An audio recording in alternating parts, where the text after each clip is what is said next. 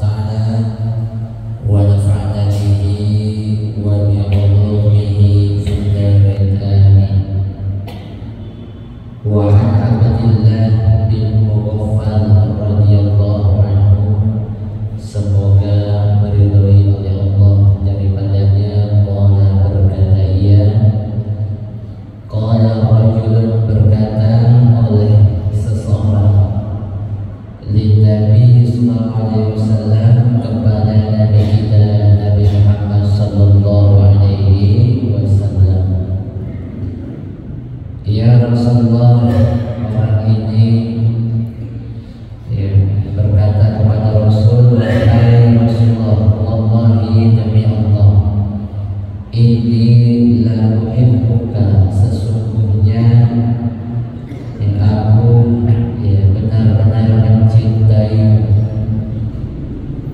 Faqala unzur mada taqul, perhatikanlah olehmu apa yang engkau ucapkan. Nabi nanya balik. Qala, kemudian si orang ini menjawab, wallahi inni la uhibbuka thalatha marrat, mengulang kembali bahwa dirinya benar-benar mencintai Rasulullah sallallahu alaihi wasallam sampai diucapkan thalatha marrat, 3 kali. Faqala, kemudian Nabi bersabda, in kunta, jika adalah engkau tuhibbuni, mencintaiku, fa'idda, maka persiapkanlah olehmu lil faqri, dijemalan bagi kefakiran, dijemalan sebagai tameng.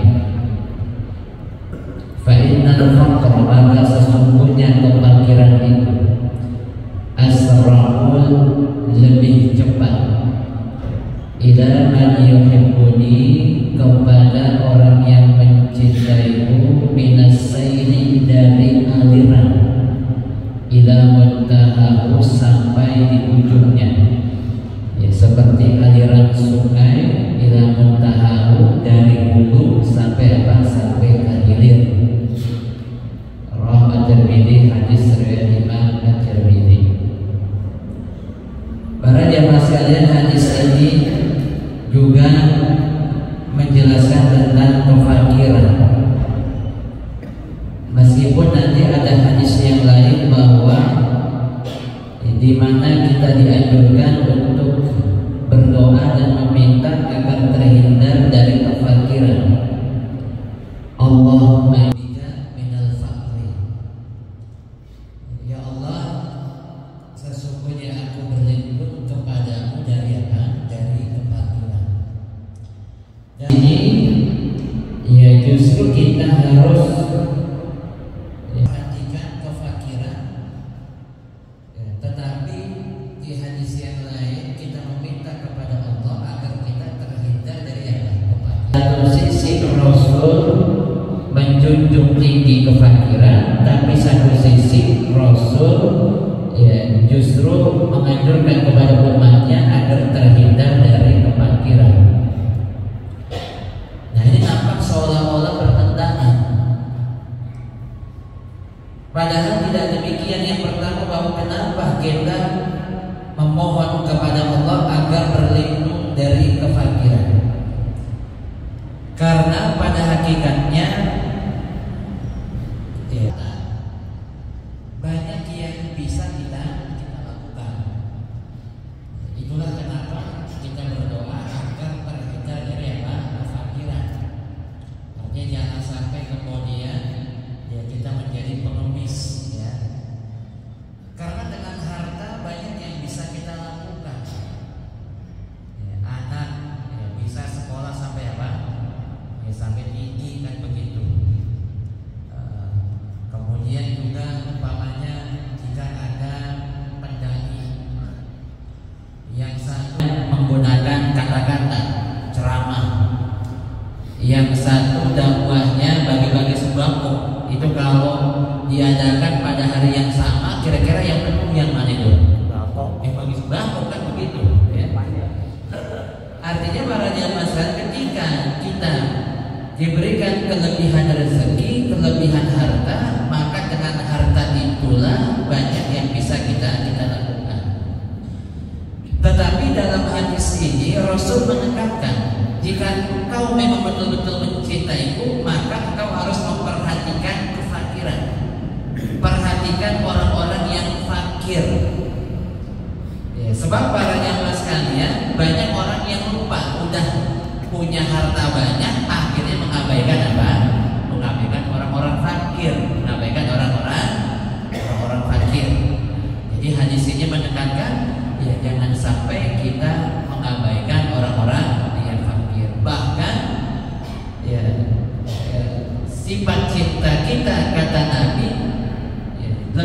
siapa? Orang-orang apa? Orang-orang yang fakir.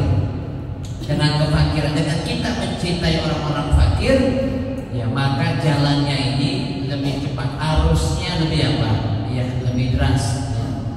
Artinya cintanya Nabi kepada kita jika diiringi dengan kita ya memelihara atau memperhatikan orang-orang fakir, maka tentunya kecintaan Nabi kepada kita jauh lebih apa? Ya lebih dahsyat. Dalam hadis berikutnya, wa an Ka'b bin Malik, dan dari Ka'b bin Malik radhiyallahu alaihi wasallam bersabda oleh Rasulullah sallallahu alaihi wasallam, "Ma'al bani jami'ani."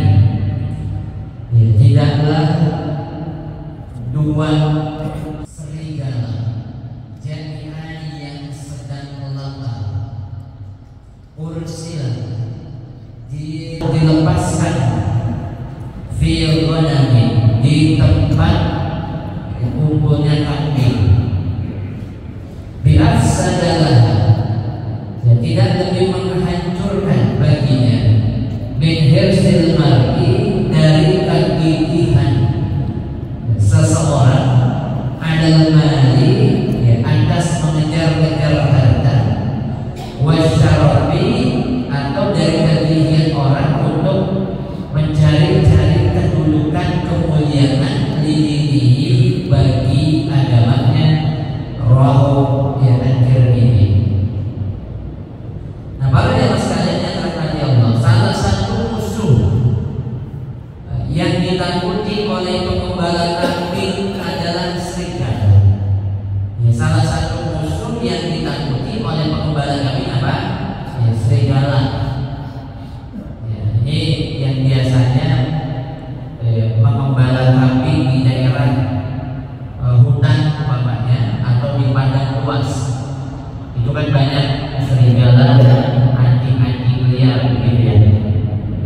Di Arab sana itu banyak anjing-anjing apa? Anjing-anjing liar itu bukan anjing peliharaan. Ya waktu saya banyak anjing liar memang anjing peliharaan. Mereka berkeliaran. Begitu juga orang yang mengembala kambing ini, salah satu yang ditakuti adalah apa? Serigala. Ya, terutama ketika di saat mereka tidak sedang berjaga. Umpamanya di saat mereka tidur, ya, datanglah serigala, ada apa? Dimakan. Ya, kambing tersebut apa? Ya, dimakan. Artinya para jemaah sekalian bahwa bagi mereka pengembala kambing, serigala ya, dapat membahayakan ya, bagi ya, hewan ternaknya. Tetapi Nabi menjelaskan bahwa hal itu tidak lebih berbahaya dibanding orang yang mengejar-ngejar apa? Orang yang mengejar-ngejar harta. Orang yang mengejar-ngejar ya, harta. Tapi jangan disalahpahami, wah kalau begitu saya jangan apa? Jangan nggak usah kerja, ya nggak begitu. Maksudnya yang mengejar-ngejar harta, mereka menumpuk-numpuk harta kekayaan, mereka lupa dengan kewajibannya. Apa kewajibannya? Ya, ketika mereka punya harta, hartanya sudah sampai nisab, ada kewajiban zakat. Kan begitu ya? Ya, mereka punya sawah sekian hektar, sudah sampai nisab, mereka harus bayar dulu, bayar zakat, kan begitu. Ya. Atau mereka punya usaha di bidang yang lain, kemudian sudah sampai nisab, ya maka harus bayar apa? Bayar zakat. Nah, artinya para jemaah sekalian, ketika engkau diberikan kelebihan rezeki, maka jangan lupa bahwa di sana ada hak-hak untuk apa? Ya, untuk kaum yang lemah, kaum fakir miskin. Bukan berarti kita tak boleh semangat kita kerja. Kenapa? Bahkan itu menjadi kewajiban kita. Apa kewajiban kita sebagai seorang suami?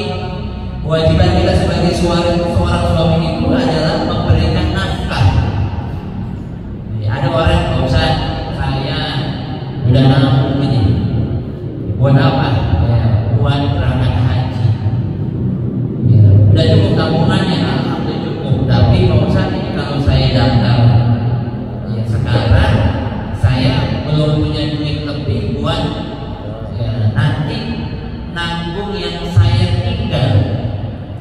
Itu bagaimana hukumnya Pak Ustaz? Maka saya jawab bahwa jika hal tersebut kejadiannya seperti itu, bahwa Anda belum terkena kewajiban apa? Belum terkena kewajiban haji. Kenapa? Karena masih ada nafkah yang wajib kau tanggung.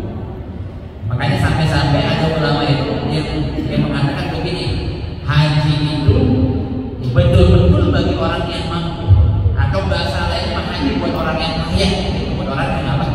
Buat orang yang kaya. Sehingga bagi orang yang tidak mampu tidak terkena kewajiban apa? Kewajiban haji. Artinya para jamaah sekalian, kerja silahkan kerja, bahkan wajib.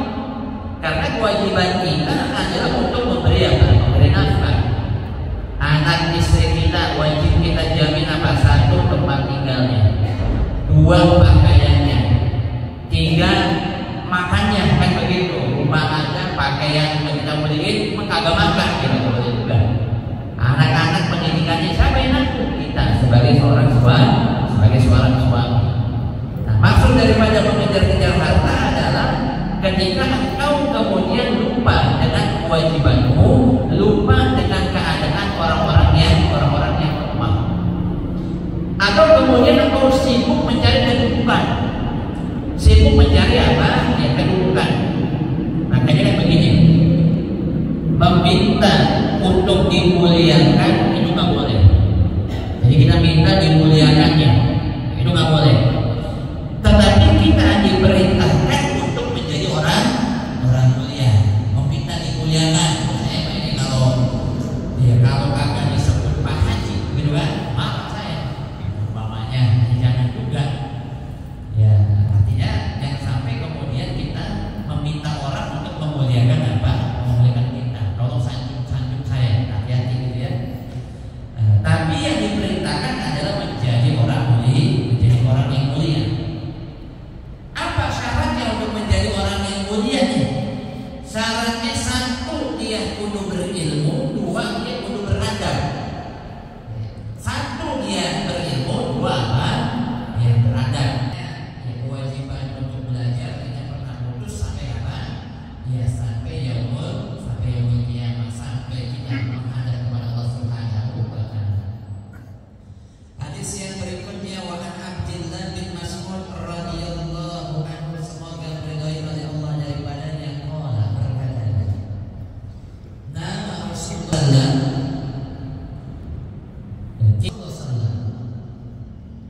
ala hasirin, di atas tikar. Faqama, maka ketika Rasul bangun dari tidur, Rasul bangun dari waqad athar, dan sungguh membekas fi jambihi, pada bagian sisi sampingnya atau tulang rusuknya. Tulang apa? Ya, tulang rusuknya. Faqulna, maka kami pun bertanya, ya Rasulullah, wahai Rasulullah, kalaulah kami membuatkan laka bagimu withah, kasur yang lembut, atau alas tidur yang apa? Yang lembut. Faqala, kemudian Rasul menjawab, mali, tidaklah bagiku, walid dunia, dan tidak pula bagi urusan dunia, ma'ana, tidaklah aku, fit dunia, di dunia, illa, kecuali karakibin, seperti orang yang mengendarai, atau seperti penunggang kendaraan, istadullah, yang berteduh tahta syajaratin, di bawah pohon. Itu maroha wa darbaha, kemudian ia pergi dan meninggalkannya. Rawahu At-Tirmidzi, hadis riwayat Imam At-Tirmidzi. Pada satu ketika para sahabat, di antaranya Sayyidina Umar bin Khattab. Sayyidina Umar bin Khattab itu memiliki perangai yang tegas begitu ya. Bahkan di saat yang lain itu ya bisa menahan diri, tapi belum tentu Sayyidina Umar bin Khattab. Ya contohnya Sayyidina Umar itu pernah terprovokasi ya, oleh Abdullah bin Ubay bin Salul tokoh munafik.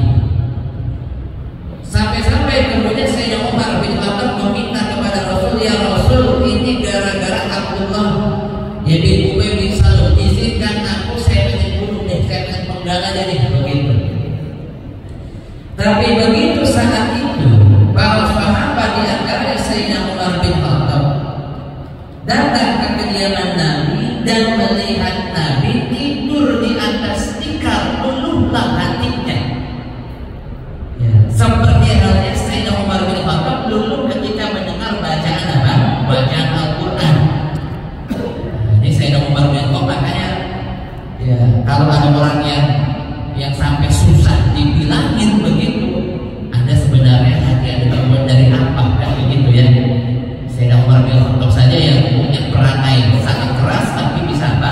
Bisa menjadi lembut ketika mendengar firman Allah. Begitu pula ketika ia melihat Nabi, sampai-sampai Sayyidina Umar bin Khattab itu bersedih dan menyedihkan air mata. Sehingga Sayyidina Umar bin Khattab dan juga para sahabat bertanya sampai menawarkan diri, ya Rasul, aku gak tega melihat engkau tidur seperti ini. Ya, izinkan aku dan izinkan kami untuk membuat alas tidur yang lebih nyaman. Tapi justru Rasul apa? Ya, Rasul marah. Ya, padahal kata Rasul, aku bisa. Jangankan tidur di atas yang apa? Ya, di atas ya, kasur yang empuk, di atas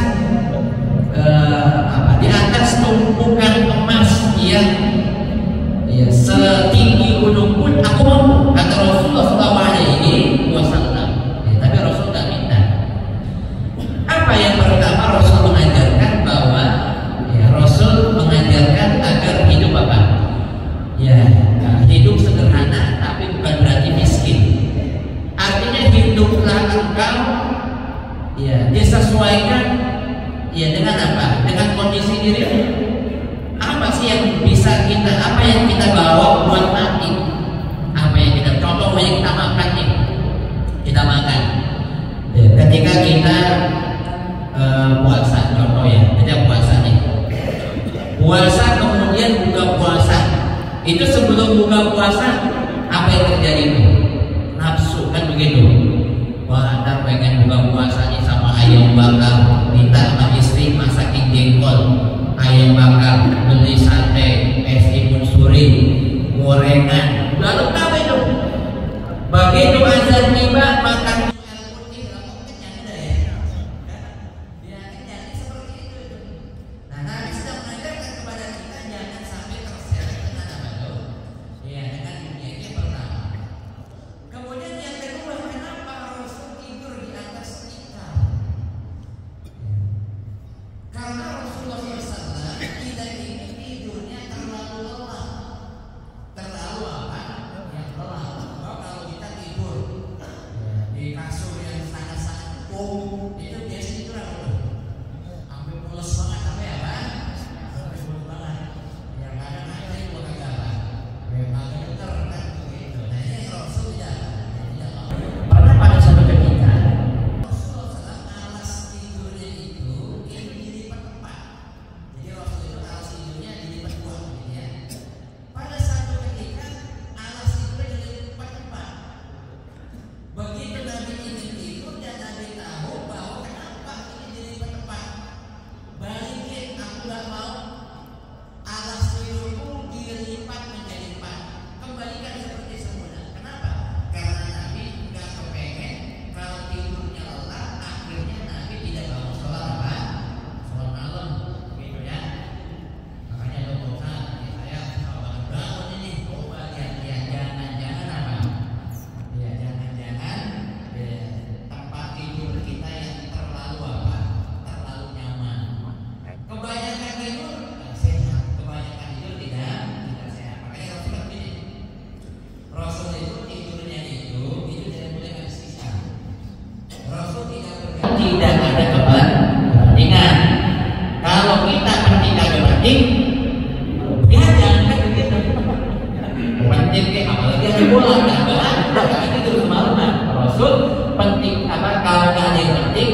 tidur kan? Ya, menyegerakan tidur pada isya supaya nanti bisa bangun sholat malam, gitu ya. Aduh Pak Ustaz, ya saya sulit untuk tidur sore-sore, ya cobalah dilatih. Saya juga termasuk yang sulit juga saya. Kenapa? Karena habis pengajian nanti suka ada tahlil, suka ada itu, jadi matanya keset Pak, agak malam. Tapi sekurang-kurangnya jangan sampai kemudian nggak tidur sama sekali. Maka Nabi kan tidurnya sore-sore, bangunnya tengah malam, nanti di siang hari Nabi qailullah. Karena karena semalaman itu bangunnya malam, sebelum subuh sudah sepertiga malam Nabi sudah bangun, nanti di siang hari ada yang namanya qailullah. Apa itu qailullah? Tidur sejenak. Ya, saya alhamdulillah Pak Ustaz, tadi habis tidur, bangun jam berapa? Jam 5, itu bukan qailullah, pulas namanya. Lah tidur hampir macam ya. Wah itu tidur apa? Sebentar ya, sebentar setengah jam gitu ya. Iya. Ini kadang-kadang tidur apa? Lewat ya, mau maghrib baru apa? Bangun akhirnya malam jadi sulit apa tuh? Ya sulit tidur seperti itu ya. Nabi tidurnya di sini miring. Miringnya kemana? Ke kanan. Nabi miringnya apa? Ke kanan seperti itu ya. Kemudian hadis yang berikutnya. Wa an Abi Hurairah, dan dari Abi Hurairah radhiyallahu anhu, semoga ridha Allah daripadanya. Qala, berkatanya, qala Rasulullah SAW, bersabda oleh Rasulullah sallallahu alaihi wasallam, yadkhulul fuqara'u al-jannata, kelak akan masuk oleh kaum fakir al-jannata, ke dalam surga, qabla al-aghniyah, ya sebelum orang-orang kaya, bi khamsi mi'ati ami, dengan jarak 500 tahun. Rawi At-Tirmidzi, hadis dari Imam At-Tirmidzi. Jadi ada perbedaan waktu antara orang kaya dan miskin. Jadi orang miskin ini lebih dulu masuk surga dengan jarak lebih cepat 500 tahun. Sehingga kemudian para ulama memberikan takwil, ada penafsiran terhadap makna hadis ini. Salah satunya adalah agar kita semua dianjurkan untuk tidak meremehkan bagi mereka yang ditakdirkan menjadi orang fakir atau orang miskin. Tetapi kemudian dalam hadis ini tidak ada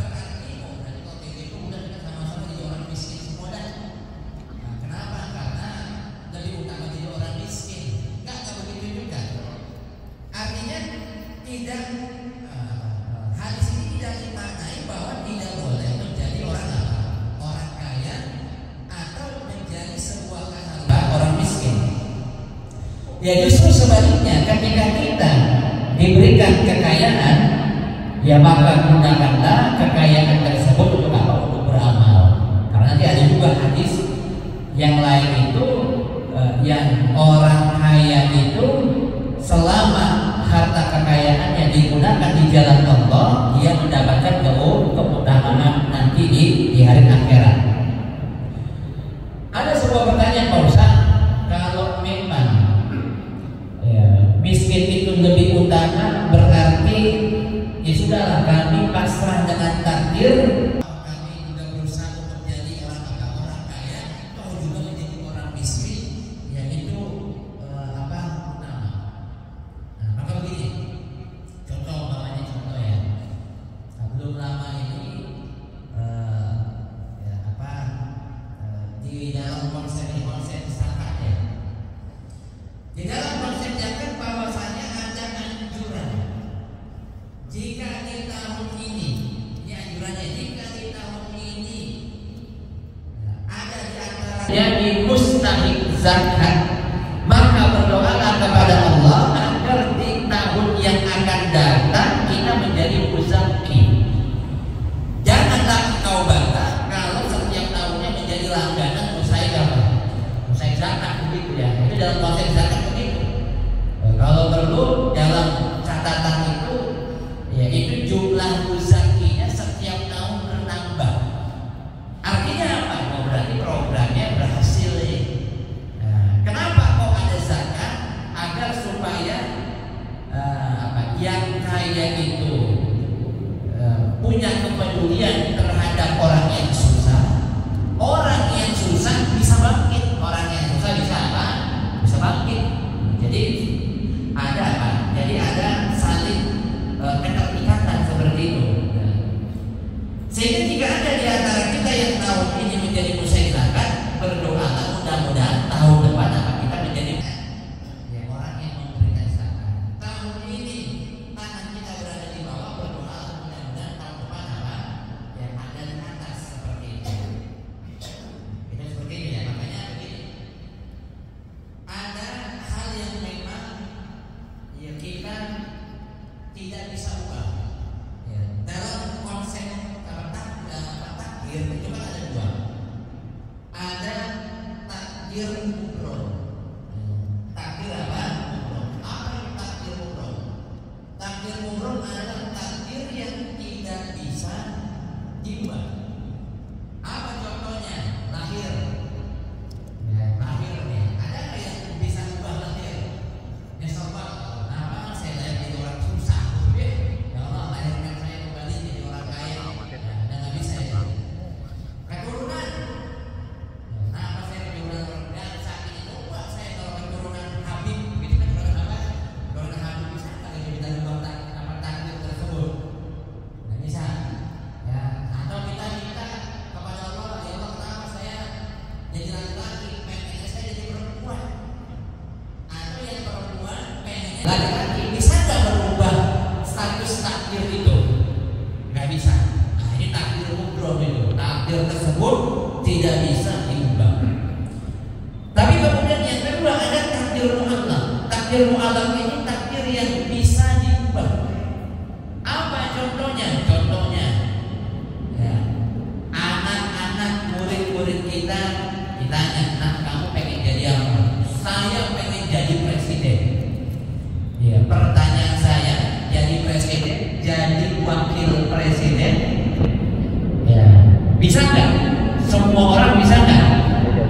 Bisa. Semua orang punya kesempatan. Ya ini mah ya cuma anaknya presiden doang yang bisa. Kan enggak juga. Semuanya bisa. Jadi para jamaah sekalian, ya, anak-anak ya bisa meraih prestasi tinggi dengan apa? Dengan belajar. Selama engkau bersungguh-sungguh, engkau belajar, maka engkau bisa mengejar cita-citamu. Apa cita-citamu? Ya pengen jadi ilmuwan. Belajar yang sungguh-sungguh bisa jadi ilmuwan. Kamu pengen jadi apa? Pengen jadi kiai. Ya sudah, berarti jalurnya kiai ini. Ya, baca kitab, kan begitu ya. Nanti bisa jadi apa? Jadi kiai. Kamu pengen jadi apa? Saya pengen ya jadi seperti B.J. Habibie. Oh, berarti jalurnya saya sudah belajar umum, jalurnya matematik macam-macam. Bisa nggak? Bisa. Ada orang yang pengen jadi pengusaha. Bisa nggak? Bisa. Silakan engkau usaha, gunakan akalmu. Ya, jujurlah ketika engkau berusaha, berkembang, nanti suatu saat jadi apa? Pengusaha yang sukses. Ini kan masih bisa diubah. Ya, jadi jika hari ini di antara kita ada yang masih hidup susah, itu bukan berarti apa? Bukan berarti menjadi mutlak itu nanti habis selamanya susah terus. Enggak. Hari ini susah belum tentu tahun yang akan datang. Selama engkau mau berusaha, ikhtiar, mudah-mudahan Allah kasih jalan.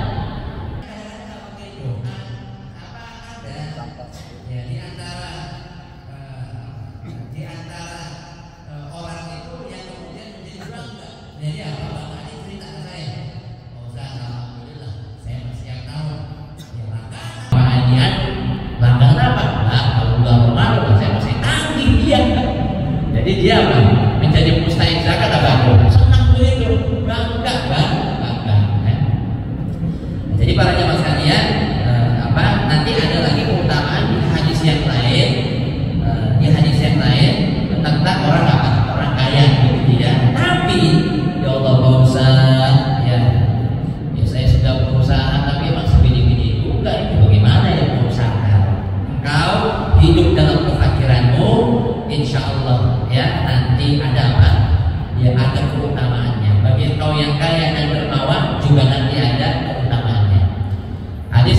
berikutnya wa Ibnu Abbas wa Imran bin Husain radhiyallahu anhu, semoga berdaya dari Allah daripada mereka. Hadis Nabi sallallahu alaihi wasallam, dari Nabi kita Muhammad sallallahu alaihi wasallam qala at-talaqtu fil jannah, diperlihatkan at-talaqtu fil jannah, diperlihatkan kepadaku surga. Fara'aitu maka aku berkata, fara'aitu maka aku melihat aktsar ahliya, sepaling-paling banyak penduduk surga. Aku diberikan kepadaku surga. Fara'aitu maka aku melihat aktsar ahliya, sepaling-paling banyak penduduk surga, al-fuqara, yaitu kaum fakir. Wa qara'tu fin nari, dan ketika aku diperlihatkan kepadaku final neraka, fara'aitu maka aku melihat aktsar ahliha an-nisa, sepaling-paling banyak penghuninya adalah apa? Perempuan. Muttafaqun alaih. Jadi para jemaah sekalian, ini sampai ada pertanyaan begini, benarkah bahwa sahabat-sahabat Nabi atau orang-orang yang di sekeliling Nabi itu lebih banyak orang fakir? Maka jawabannya betul. Makanya Nabi kita Muhammad SAW lihatlah dari sirah nabawiyah. Kenapa di perang Badar itu menjadi perang yang paling fenomenal? Satu, karena perang tersebut perang pertama. Ya, perang pertama, yang namanya pertama, ya punya apa tuh? Ya, sangat berpengaruh terhadap perjuangan berikutnya. Kemudian yang kedua, belum punya pengalaman perang. Kemudian yang ketiga, jumlahnya sangat sedikit berbanding apa? Musuh, 3 kali lebih banyak musuh. Kemudian yang keempat, bayangkan berangkat ke medan perang, perang Badar itu dengan perlengkapan yang ala kadarnya. Perlengkapan ala apa? Ala kadarnya. Mereka pasukan musuh, ya, membawa kuda, ya, membawa apa? Onta, hampir semuanya tidak ada yang jalan kaki. Nah, giliran Nabi hampir rata-rata jalan kaki. Yang tunggang kuda kalau nggak salah 2 atau berapa begitu.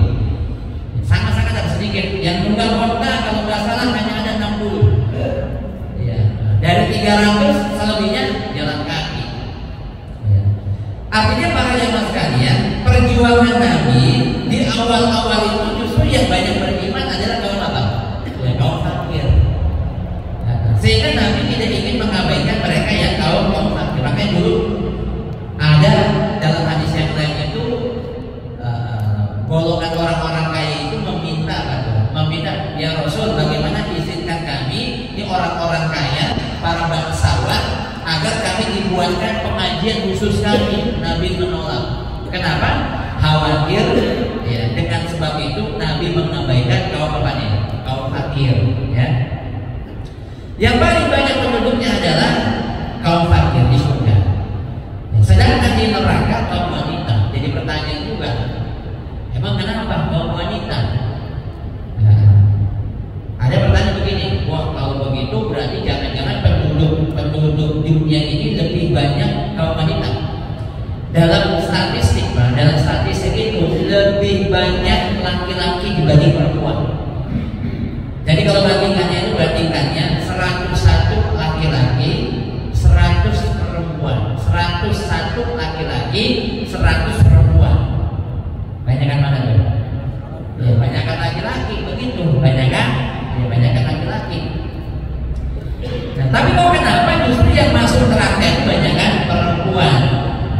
Karena perempuan ini mereka banyak yang menjadi penghuni neraka dengan sebab mereka kurang bersyukur. Ini pun juga berlaku bukan hanya perempuan. Jika kita sebagai laki-laki tidak pandai bersyukur, maka nasibnya sama dengan kaum wanita yang tidak pandai bersyukur, gitu ya. Hadis yang berikutnya, wa an Usamah bin Zaid radhiyallahu anhu an Nabi sallallahu alaihi wasallam, kuntu aku berdiri ada babil jannah, di pintu surga, fakana ammatu man dakhalaha al-masakin, paling banyak yang masuk surga adalah kaum miskin atau fakir miskin. Wa ashabul jannah, dan orang-orang kaya yang mahbusun, mereka tertahan. Ghairu anna ashaban nar, selain bahwasanya penduduk neraka wa qad umira bihim ilan nar,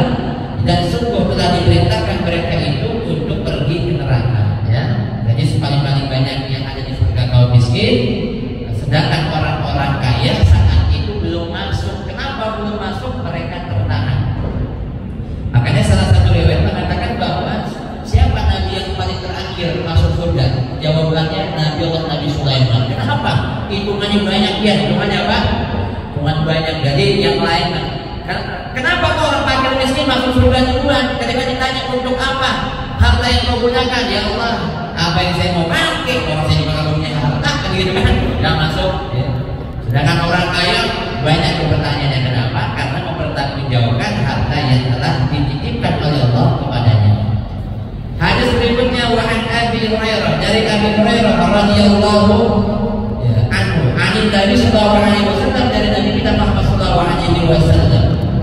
Qala, Nabi bersabda, asdaqu kalimatin, sebenar-benar kalimat atau syair. Qala syair yang telah diucapkan oleh seorang penyair. Kalimat labid, ya. Kalimat atau syairnya labid. Apa syairnya? Ala, ketahuilah, kullu syai'in, segala sesuatu, ma khalallah, selain Allah, batil. Apa itu batil? Musnah, hancur, rusak, lenyap. Ya. Jadi ini Rasul menyanjung kalimat syair di sini. Tapi bukan berarti kemudian kalau begitu Rasul sebagai seorang penyair, bukan. Ya, Rasul bukan sebagai seorang penyair. Itulah kenapa Rasul itu ummi, ya, agar supaya tidak dituduh bahwa Al-Quran ini sebagai ciptaan atau buatan Rasulullah SAW. Makanya tuduhan, ini buatan Rasul, Al-Quran, dan Rasul ummi. Ya, tidak bisa baca, tidak bisa tulis. Tapi bukan berarti bodoh, ya, bukan berarti bodoh. Ini untuk menguatkan bahwa apa yang dibawa oleh Rasul, terutama Al-Quran Karim, betul-betul adalah firman Allah Subhanahu wa Ta'ala. Bab 47, ya, kita sudah masuk ke bab yang baru. Insya Allah kita akan lanjut lagi di tahun yang akan datang. Jadi kita ketemunya 1 tahun lagi di tahun 1446 Hijriah.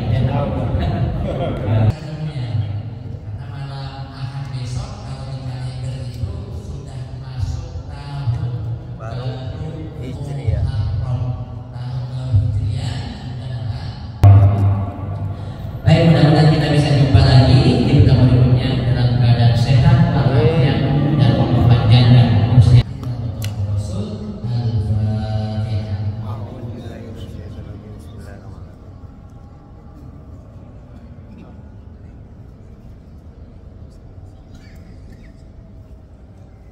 Bismillahirrahmanirrahim. Alhamdulillahirabbil alamin. Wa ala sayyidina Muhammad wa baraka wa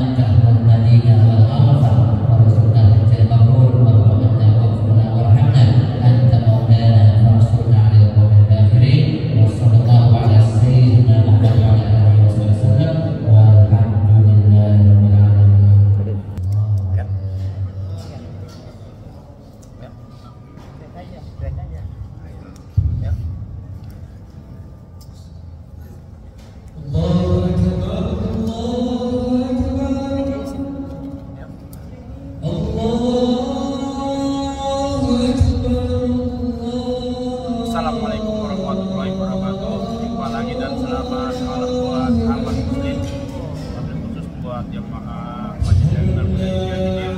Baru saja kita telah selesai melaksanakan pengajian bulanan yang langsung diisi oleh guru kita Al-Ustaz Bapak Kiai Haji Iman Fatur Rahman Yasi, putra dari Kiai Haji Nur Ahmad. Bapak terima kasih atas kehadiran para jemaah pengajian dan budaya. Semoga kita membawa berkah buat kita semuanya. Amin. Wassalamualaikum warahmatullahi wabarakatuh.